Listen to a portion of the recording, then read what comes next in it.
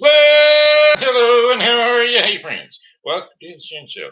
I am your host, Senator Briscoe, coming to you live right here in St. Charles, Missouri. Hey, you know, today is Thursday, November the 16th, 2023. Got happy birthday shout outs going out to Ron Mitchell and Stephanie Petter, uh, Pedro, Pedroley.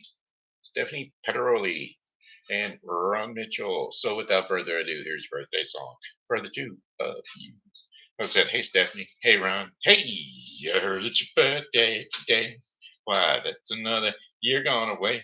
I hope you're enjoying your special day because, well, it's your happy birthday day today. I said, hey, Stephanie. Hey, Ron. Hey, I heard it's your birthday today. Why, that's another trip around the sun that you made. I hope you're enjoying your special day because, well, it's your happy birthday day today. Your happy birthday day today. Alrighty then. How about them Shen Show shout outs to all those Shen Show fans out and about? How about Mary Ann Williams Briscoe, a.k.a. my mommy, and Martin Kelly, a.k.a. Smiley, Richie Humarito, Lorna Wood, Diana Gray, and my Pokey pals, Amanda Sewell, Joseph Marshall, and Julie Rigot. Three special return posts just for you right here, right now. Alrighty then. Whew. Muscle Spasm City, boy, I tell you. Boom, boom, boom. I'm just full of them. Boom, boom, boom. Oh boy, I tell you what. It was a bit nippy out there today. 71 was the high, though. I just didn't quite make it out there without wind. There was wind everywhere, wind everywhere. Even in my little corner. I'll tell you, just can't get comfortable here. I'm trying to do what I do, trying to get comfortable for the show for you. It's the tiniest time of the day.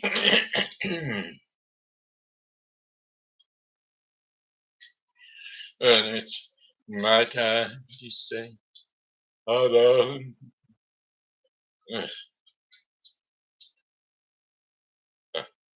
Oh, come on.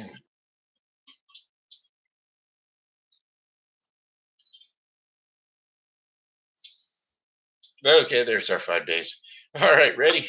5 day forecast coming up for you for the remainder of the day. Cloudy skies with slight chances of showers later on today. Low temperatures of 56 degrees Fahrenheit with winds south to southwest at 10 to 15 miles per hour. And then for tomorrow, Friday, November the 17th, cloudy early with partial sunshine expected late in the day. Slight chances of rain showers with high temperatures of 60 degrees Fahrenheit. Winds will be out of the north to northwest at 10 to 15 miles per hour. Mostly clear skies overnight with low temperatures of 27 degrees Fahrenheit. Winds are going to be directly out of the north there at 5 to 10 miles per hour. And then for Saturday, November the 18th, sunny skies with high temperatures of 58 degrees Fahrenheit. Winds westerly at about 5 miles per hour. Clear skies overnight, low temperatures of 31 degrees Fahrenheit. South to southwest winds at 3 miles per hour. And then for Sunday, November the 19th, partly cloudy skies in the morning will give way to cloudier skies during the afternoon. High temperatures of 61 degrees Fahrenheit with winds southeast at 5 to 10 miles per hour. Cloudy, cloudy overnight with a occasional shower late at night. Low temperatures of 41 degrees Fahrenheit with winds east to southeast at 5 to 10 miles per hour. 60% chance of rain. And then for Monday, November the 20th, rain likely with high temperatures of 51 degrees Fahrenheit. Winds will be out of the east at 10 to 15 miles per hour. Chances of rain 70%. Rainfall near a quarter of an inch. Rain early and then remaining cloudy with showers late in the overnight. Low temperatures of 39 degrees Fahrenheit with winds north at 10 to 15 miles per hour. 70% chance of rainfall near a quarter of an inch. And then for Thursday, our fifth and final day of our 5-day forecast for the St. Charles Green area. Showers in the morning, then partly cloudy in the afternoon. High temperatures of 49 degrees Fahrenheit with winds northwest at 15 to 25 miles per hour. Chances of rain 50% and higher wind gusts are quite possible. Partly clear skies overnight, low temperatures of 29 degrees Fahrenheit. Winds are going to be west and northwest at 10 to 15 miles per hour. And that, my friends, is your 5-day forecast for the St. Charles viewing area. I'll be beaten down. Slowly beaten into the crowd. Why must I be a teenager? Song lyrics: teenager in love. Each time we have a quarrel, it almost breaks my heart. 'Cause I'm so afraid that we'll have to part. Each night I ask the stars up above, why must I be a teenager in love? One day I feel so happy, the next I feel so bad, sad. I guess I'll learn to take the good things with the bad. 'Cause each night I ask the stars up above, why must I be a teenager in love? I call to, I cried a tear for nobody but you. I'll be a lonely one if you should say they were through. Oh, well, if you were what to make me cry, that won't be so hard to do. If you should say goodbye, I'll still go on loving you. Each night I ask the stars up above, why must I be a teenager in love? I said each night I ask the stars up above, oh, why must I be a teenager in love? All right, sorry. Down, down, down, down, down, down, down, down, down, down, down, do blah blah blah.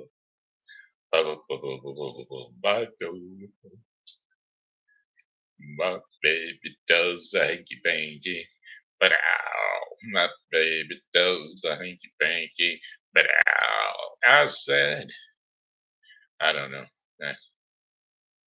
Song lyrics: my baby does the hanky panky.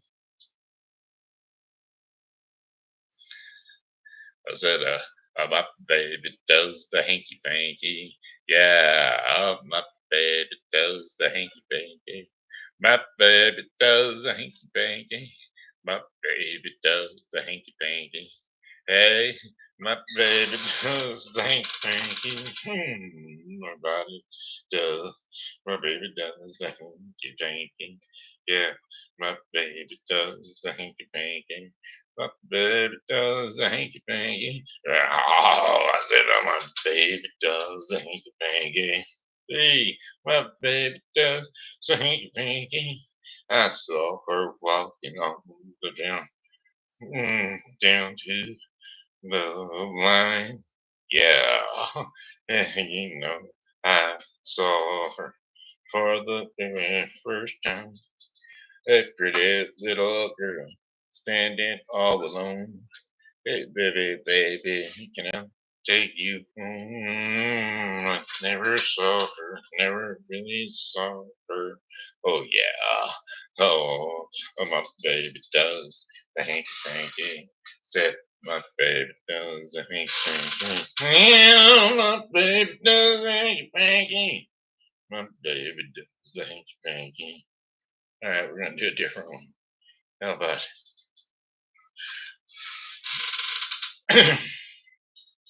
song lyrics? Baby's got her blue jeans on. Down on the corner above the traffic light, everybody's looking as she goes by. They turn their heads and they watch her till she's gone. Lord have mercy, baby's got her blue jeans on. Up by the bus stop and across the street, they open up their windows to take a peek. How she goes, walking like a rolling stone. Heaven help us, baby's got her blue jeans on. She can't help it if she's made that way. She's not to blame if they look her way. She ain't really trying to cause a scene. It just comes naturally. No, the girl can't help it. Well, up on Main Street, by the taxi stand, there's a crowd of people in a traffic jam. She don't look like she ain't doing nothing wrong. Lord have mercy, baby's got her blue jeans on. She can't help it if she's made that way. She's not to blame if they look her way. She can't really try to cause a scene. It just comes naturally. Now, girl can't help it. Got on the corner by the traffic light. Everybody's looking as she goes by. They turn their heads and they watch her till she's gone. Oh, Lord have mercy, baby's got her blue jeans on. Heaven help us, baby's got her blue jeans on. Oh, there you go. Do, do, do, do, do, do. Da, da, da, da, da, da. Ba, ba, ba, do, do, do. Da, da, da, da, da. Do, do, do, do, do. Do, do, do, do. Do, do, do, do. Do, do, do. Well, you get down the fiddle, then get down the boat. Kick off your shoes and you throw them in the floor. You dance in the kitchen till the morning light. Louisiana, Saturday night. Waiting in the front yard, sitting on the log. A single shot rifle and a one-eyed dog. Yonder come kin folk in the moonlight. Louisiana, Saturday night. Well, you get down the fiddle, then you get down the bow. Kick off your shoes and you throw 'em on the floor. Dance in the kitchen till the morning light. Louisiana, Saturday night. Well, my brother Bill and my other brother Jack, belly full of beer and a possum in a sack. 15 kids on the front porch light. Louisiana, Saturday night. Well, you get down the fiddle and you get down the bow. You kick off your shoes and you throw 'em on the floor. You dance in the kitchen till the morning light. Louisiana, Saturday night. I said, well, you get down the fiddle and you get down the bow. Kick off your shoes and you throw 'em on the floor. Dance in the kitchen till the morning light. Louisiana, Saturday night. All right, my breath went away. So there you go. A chitter chat chat with a Al the Gazette. All ago Saturday night. I said a rough dub, just relaxing in the tub, thinking everything was alright. And then a splish splash, a job I get a vibe. How was I to know there was a party going on? They was rubbing and scrubbing. How they were rubbing with me then. They were removing and grooving, splishing and splashing and taking a bath. Well, bing bang, I saw the whole gang dancing on the living room floor. I said, hey man, I shut that door and got myself a score. Hey, and I threw down a towel and I put on some rags and I went out the door and danced with the ants. I said, splish splash, I was through with that bath. I had to get my dancing shoes on because of me with the groove and we was reeling with the feeling. We were splashing and splashing, splash, splash, no more back. Sorry, I just ad-libbed that one because I didn't want to take time to look it up. Story time. That's what it is. Story time for the kids. TV Grandpa, gonna bring it to you now. Of course, don't forget to. We want to do some St. Charles stuff. Don't forget to go down on Main Street there. There's by the way, stuff that's going on around St. Charles, some events coming up. It's Christmas traditions starting up. So don't forget that. You gotta get down there. Christmas traditions this weekend, November, each and every weekend. That is Saturdays and Sundays. Got a Treasure Chest Holiday Expo going on over at the St. Charles Convention Center. Don't forget to get over there November the 17th. St. Charles Riverwalk Market, November the 25th. And they're going to keep on rolling. I thought the bees was done beehiving. So they won't be beehiving very much longer. So you won't be getting your honey over there. But, if they made a lot of supply of it for the remainder of the year, you might be okay. St. Charles Riverwalk Market in the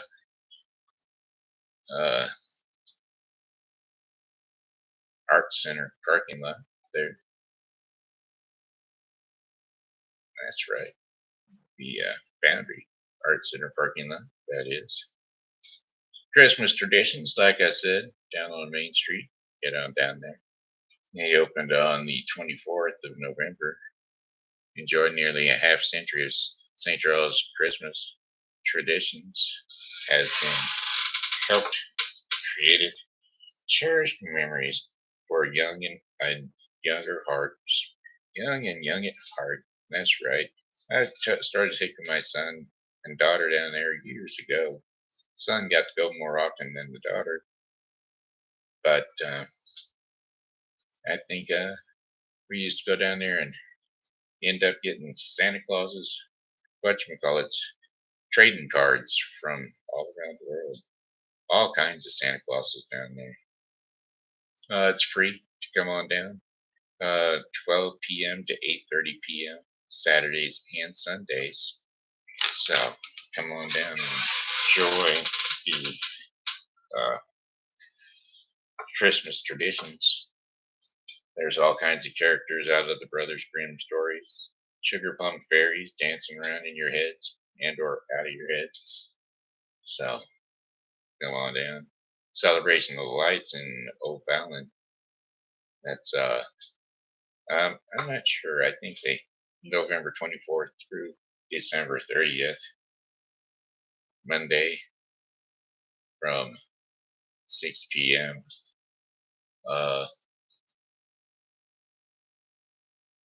Mondays through Sunday, 6 p.m. to 9 p.m. Recurring weekly on Mondays, Tuesdays, Wednesdays, Thursdays, Fridays, Saturdays and Sundays from 6 p.m. to 9 p.m. Jessup Lane, Fort Zumwalt Park, 100. Celebrate the Lights is a holiday light display held at Fort Zumwalt Park in O'Fallon, Missouri. Each scene is designed and funded by local organizations, churches, and businesses. Started in 1991, the holiday event attracts more than 13,000 vehicles each year and more than 100 or 10,000 individuals during the old-fashioned holiday stroll. Drive-through tickets must be purchased in advance. Ticket sales open November the 6th. Ticket sales open November the 6th. Buy your tickets, then redeem it on almost any evening throughout December 30th, 2023. No reservations are needed. So just remember that Monday through Sunday, 6 to 9. Ticket sales are final and non-transferable. Please note, Celebration of Lights is closed to vehicles less on November 27th and December 4th and 5th and December 11th. The entire display is closed on Christmas Day, December 25th. Special rides: see the lights from a tractor pull, pay ride, or the city train. These special rides tend to fill up quickly, so reservations are required on those. See below for details. The old-fashioned holiday stroll. Yep, come on down out there to O'Fallon. Take a look-see at the city park at the Christmas celebration of lights. Not sure what their tickets cost. You know me, I'm usually not into the ticket sales and stuff. Wow, it's almost December already.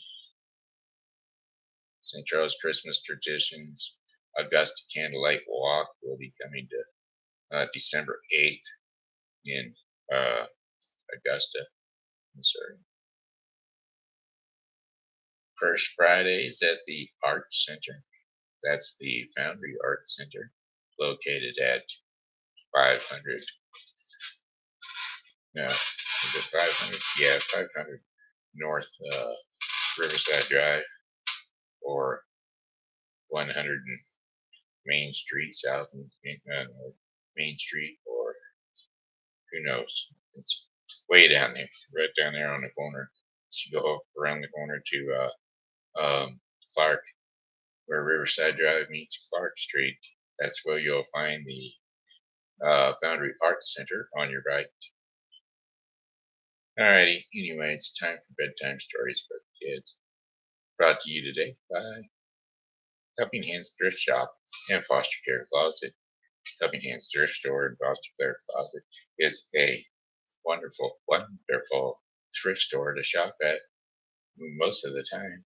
All their items are $1. They're always making great deals. Check them out on Facebook so that you can know what prices they're going for whenever you go in the door. That there would be Facebook. And they're at 416 South 5th. Beauty and the Beast, I think, is what we're going to do today. Beauty was a girl, and the Beast was a beast. He was. Hey, kiddos, hey, it's time for TV Grandpa's Story Time. So we're going to have you jump up on the couch or jump up on the bed, wherever it is you rest your sleepy little head, because TV Grandpa is going to blow you off to sleep. There was once a very rich merchant who had 3 daughters. Being a man of sense, he spared no cost for their education. His daughters grew to be very beautiful, especially the youngest, who was called Beauty, a special name that made her sisters very jealous of her. The 2 eldest sisters had a great deal of pride, because they were rich. They gave themselves ridiculous airs and would not visit other merchants' daughters, nor keep company with any but persons of quality.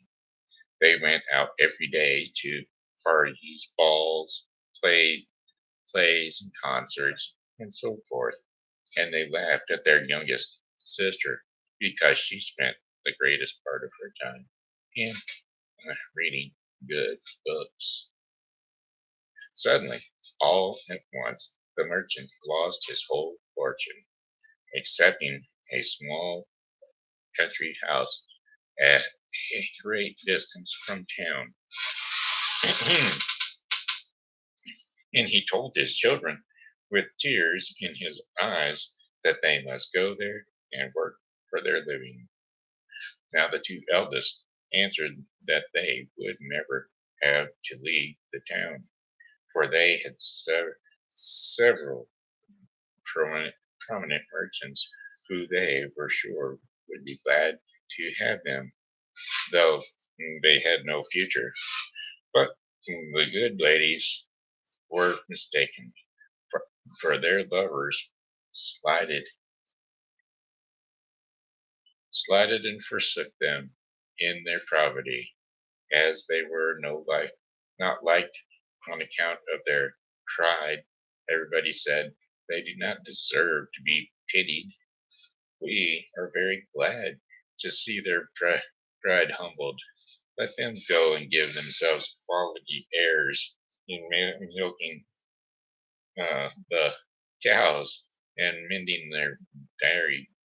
But added they, we are extremely concerned for Beauty.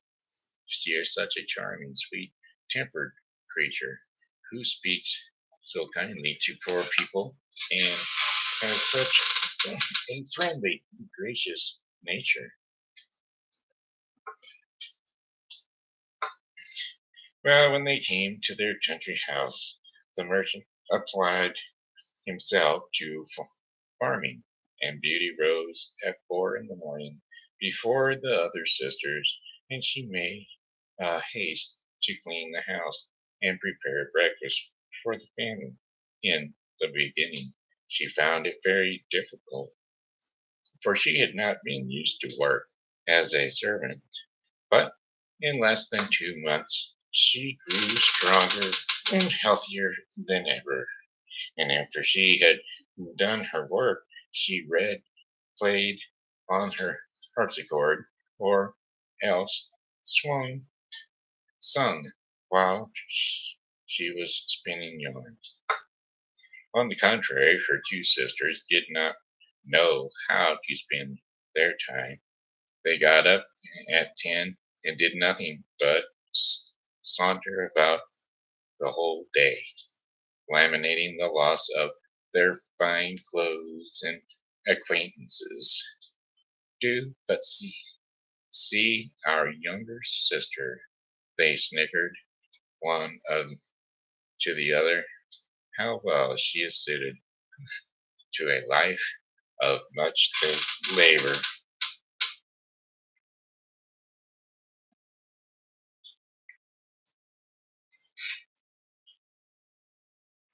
Well, the family had lived about a year in the country house when the merchant received a letter with an account that a ship had thought had been lost.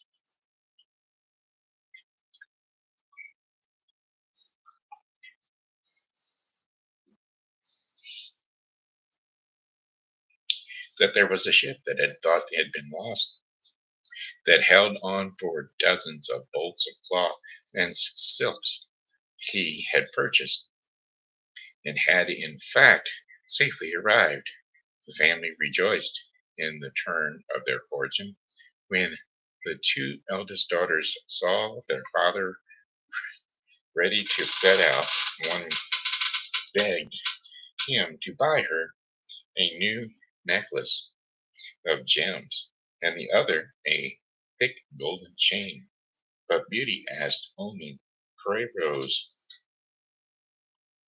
The good man set off on his journey, But when he came there, oh, such problems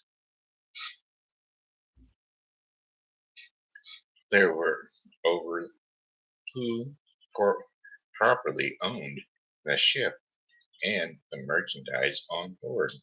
And after a great deal of trouble and pains to no purpose, he came back as poor as before he left, especially after he bought the fine new necklace and gold chain he promised to his two older daughters, thinking he might come upon a rose bush to satisfy the wish of his youngest daughter.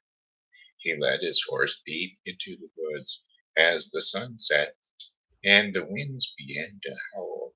The poor man realized that he was hopelessly lost, where, what's more, with the rain and the snow, he knew he might well starve to death with cold or hunger, or be devoured by the wolves whom he had heard howling all around him.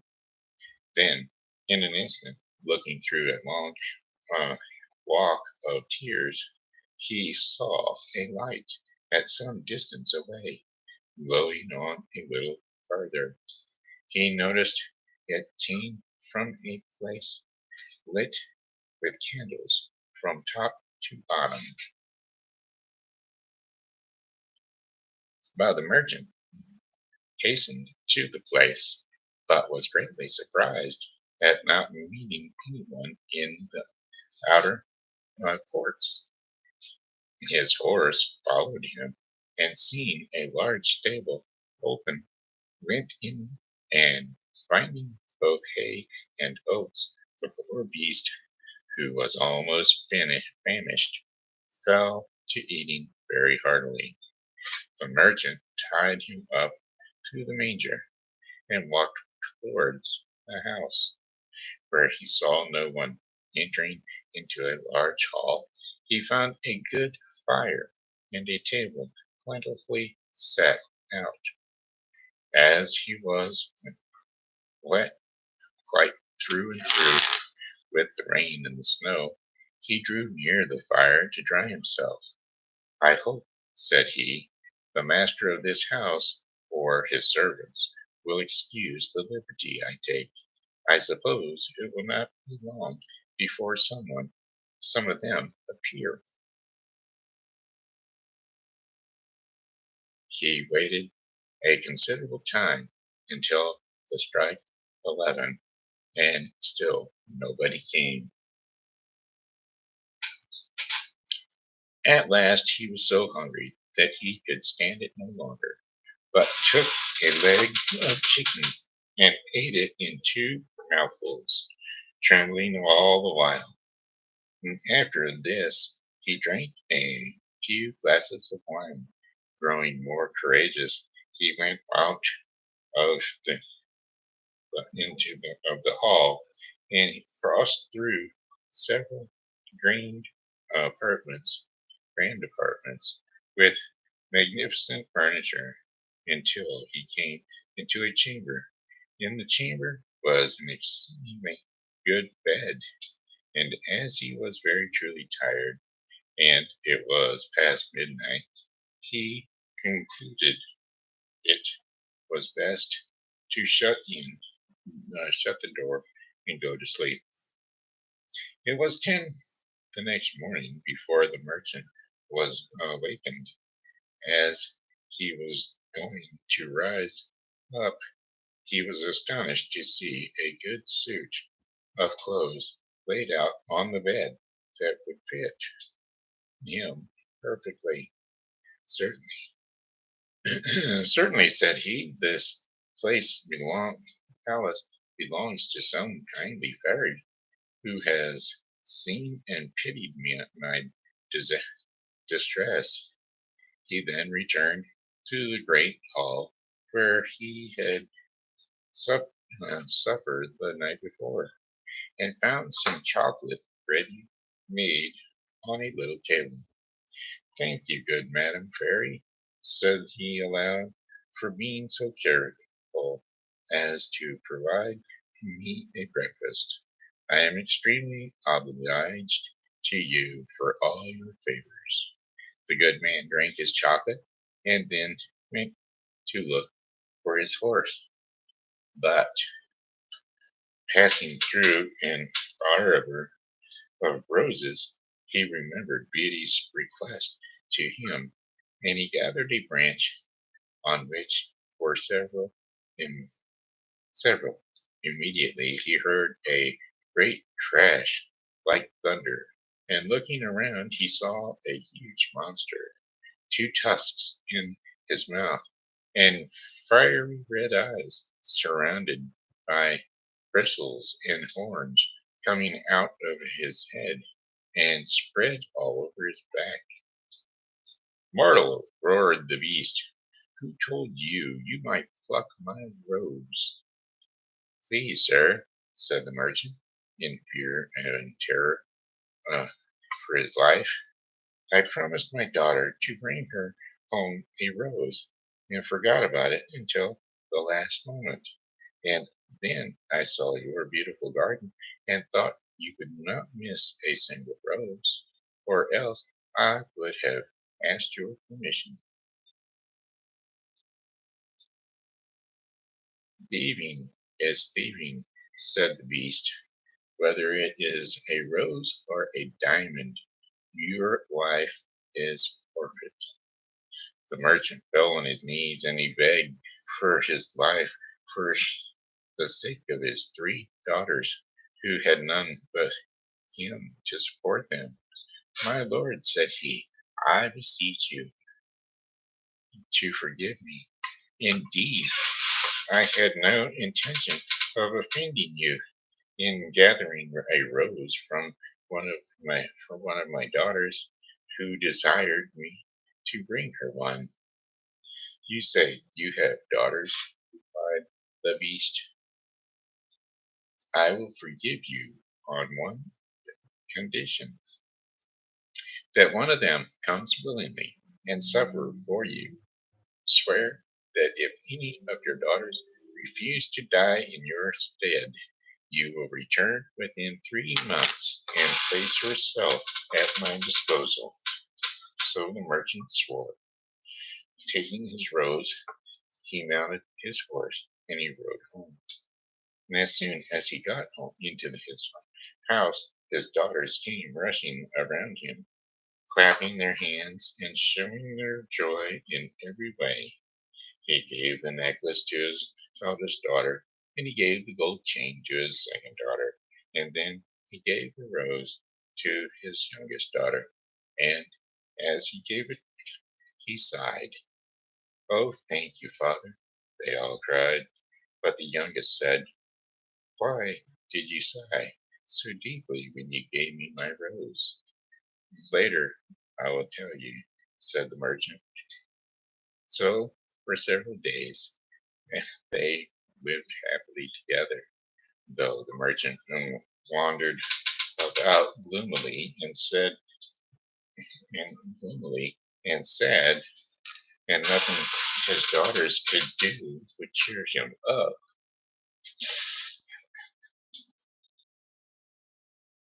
Until at last, pressed by his youngest daughter, he related his fatal adventure. Immediately the two eldest set up lamentable outcries, blaming poor Beauty, and said all manner of ill-natured things to her. Beauty spoke. "Since the monster will accept one of your daughters," said she, "I will deliver myself up to all his fury, and I am very happy in thinking that my death will save my father's life and be a proof of my tender love for him." "Beauty, I am charmed with your kind and generous offer," said the merchant, "but I cannot let you do it. I am old and have not long to live, so can will so can will lose only a few years at the most. Indeed, father, said Beauty, you shall not go to the palace without me. You cannot stop me from following you, Beauty insisted, or setting out for the palace and made the necessary preparations for herself, and her sisters were secretly delighted at the prospect of getting rid of her once and for all. Now, so the next day the merchant took Beauty behind him on his horse, and as was the custom in those days, they rode off to the dwelling of the beast. And when he got there and they alighted from his horse, the doors of the house opened, and what do you think they saw there? Nothing. So they went up the steps, went through the hall, and into the dining room. There they saw a table spread with all manner of beautiful glasses and plates and dishes and napery, with plenty to eat upon it.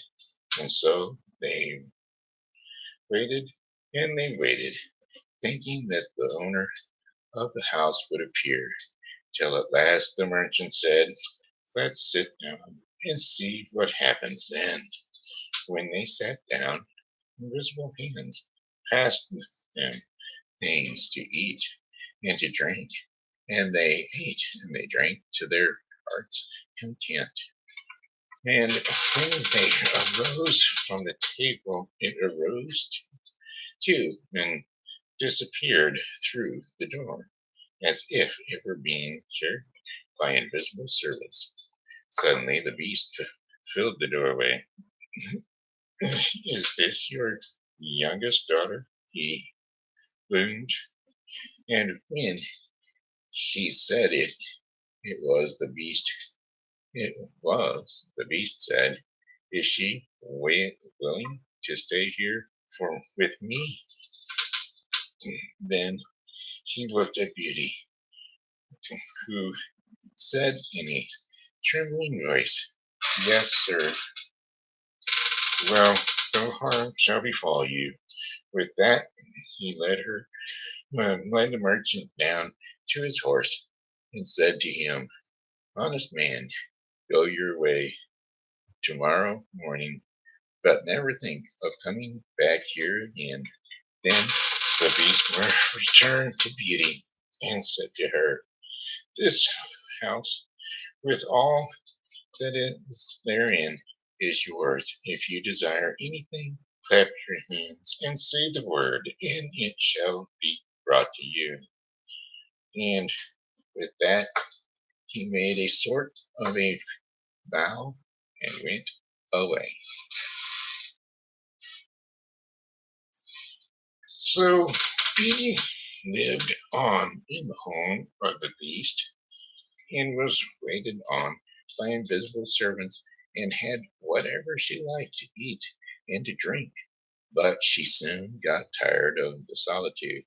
Next day, when the beast came to her, though he looked so frightening, she had been so well treated that she had lost a great deal of her terror of him. So they spoke together about the garden and the horses and her uh, father's business and all manner of things, so that Beauty lost altogether her fear of the beast.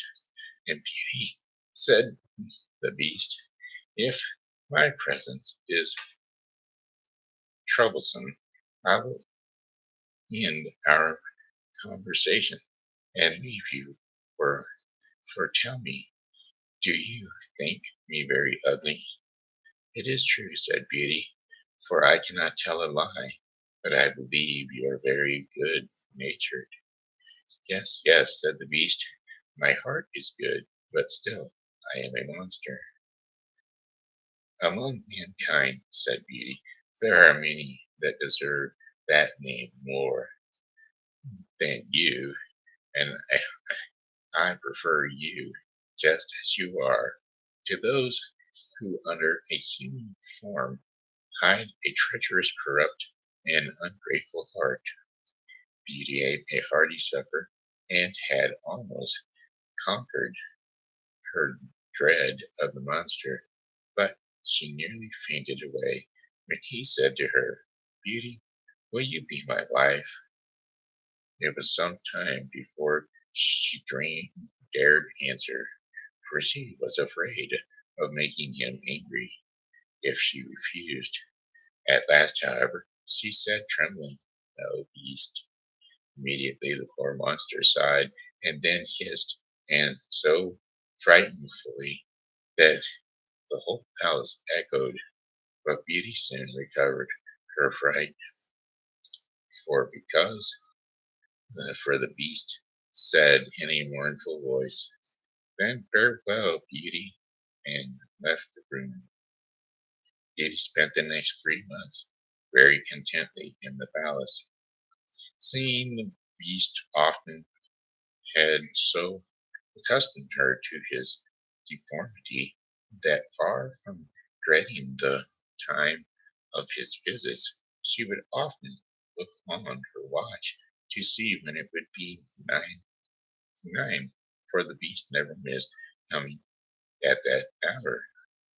There was only one thing that gave Beauty any concern, which was that every night before she went to bed, the monster always asked her if she would be his wife.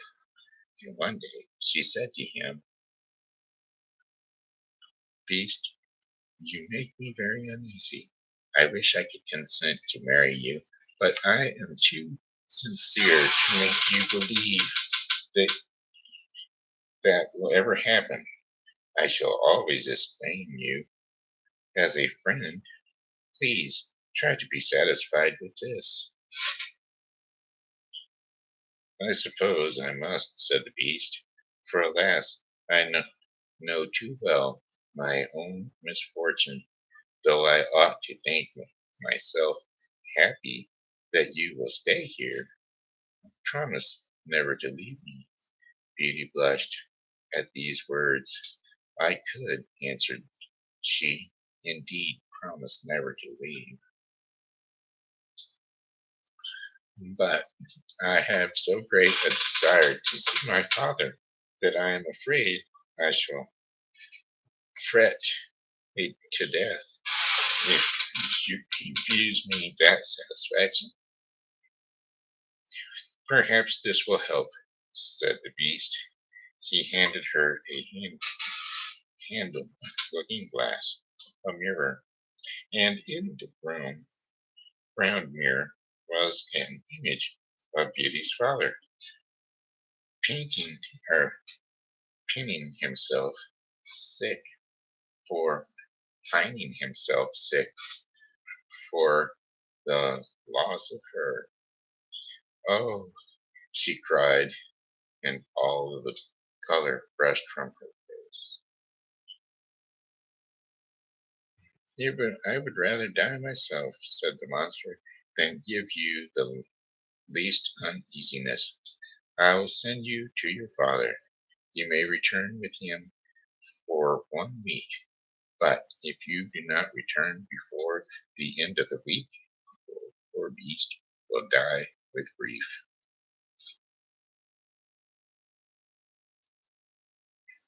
I give you my promise, said Beauty, to return in a week. You shall be there tomorrow morning, said the beast. Take this magic looking glass with you and this ring.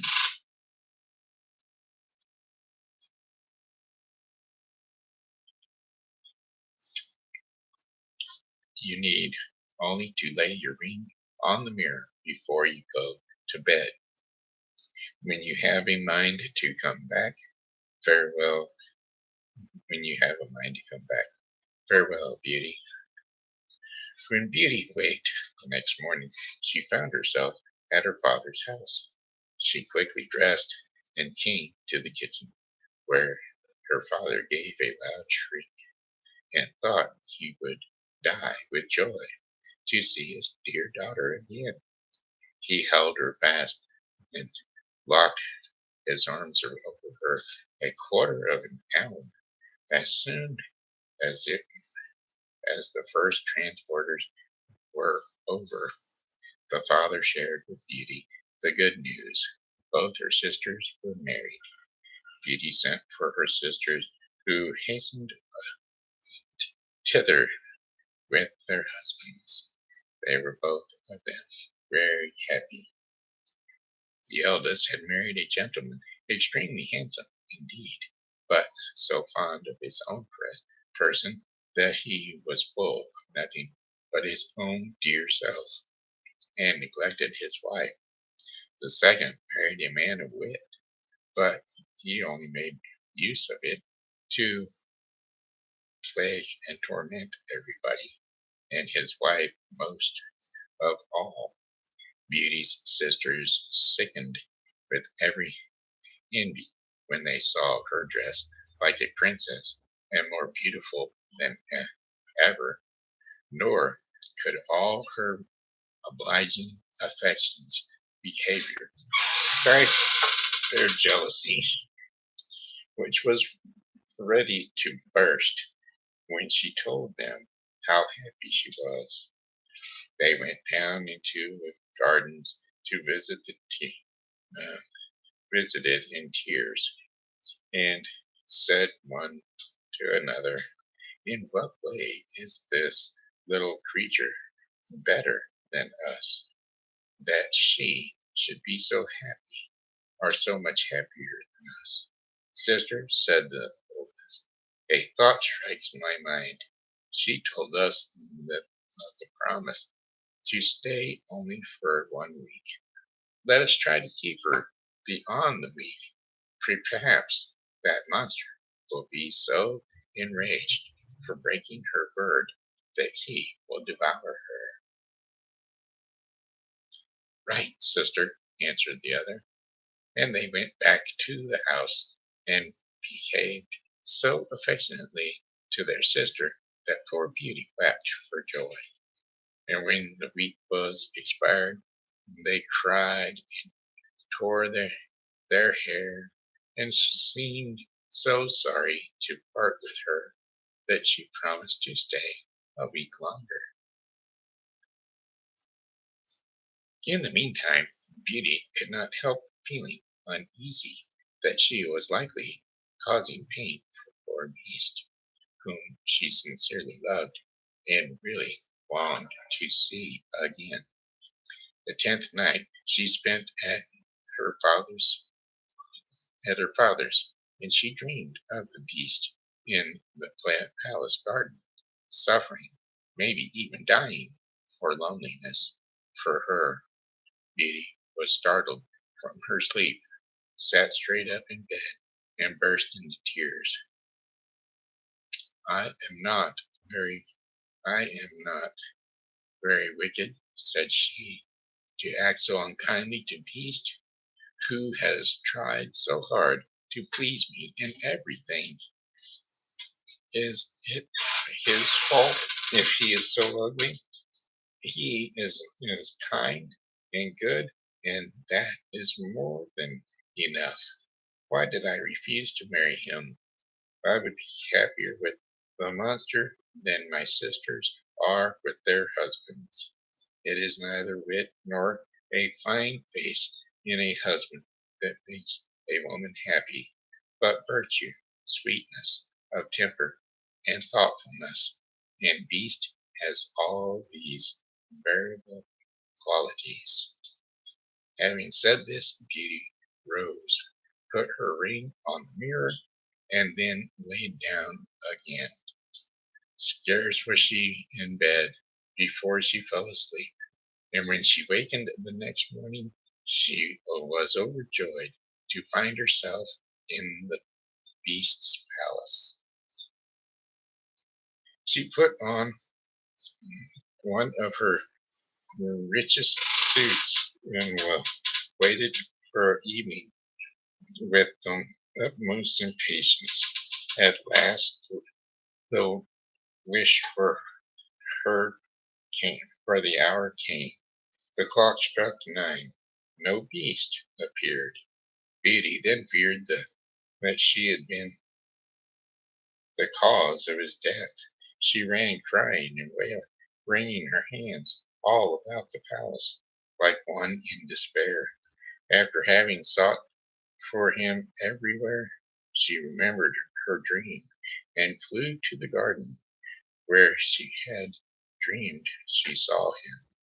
There she found the poor beast stretched out quite senseless, and as she imagined dead, she threw herself upon him, and finding his heart beating still, she fetched some water from the canal, and she poured it on his head. Beast opened his eyes and said to Beauty, "You forgot your promise, and I was so afflicted for having lost you that I resolved to starve to death. And since I have the happiness of seeing you once more, I die satisfied." "No, dear Beast," said Beauty, "you must not die. Live to be my husband. From this moment I give you my hand, and swear to be none but yours. Alas, I thought I had only a friendship for you, but the grief I now feel convinces me that I cannot live without you." No sooner had she said this than the hide of the beast split in two, and out come a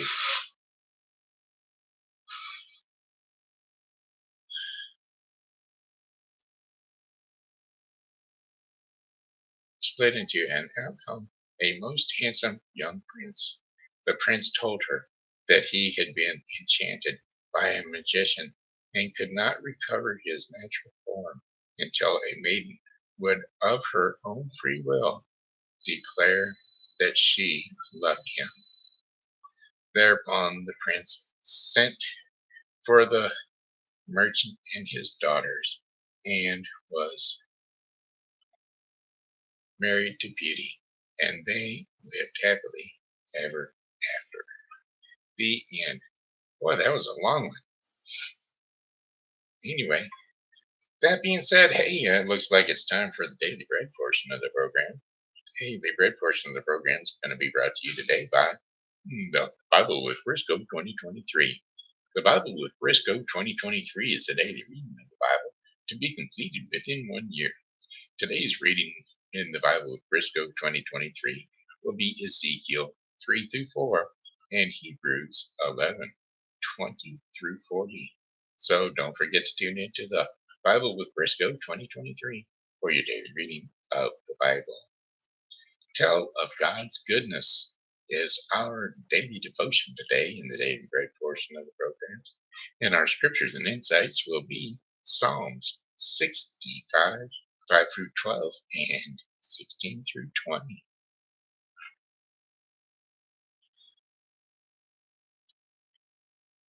So, here we go. Psalms 66, 5 through 12. Come and see what God has done, his awesome deeds for mankind. He turned the sea into dry land. They passed through the waters on foot. Come, let us rejoice to him. He rules forever by his power. His eyes watch the nations. Let not the rebellious rise up against him. Praise our God in peoples, all peoples. Let the sound of his praise be heard. He has preserved our lives and kept our feet from slipping.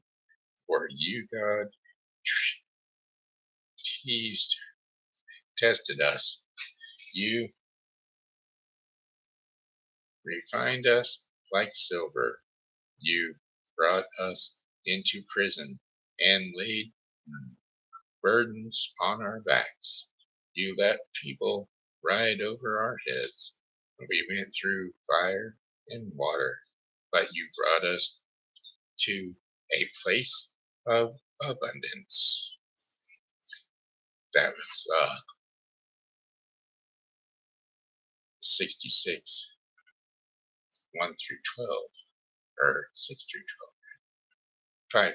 through 12. Now we'll be doing 66, 16 through 20. Come and hear, all of you who fear God. Let me tell you what he has done for me. I cried out to him with my mouth, and his praises was on my tongue. If I had cherished sin in my heart, the Lord would not have listened.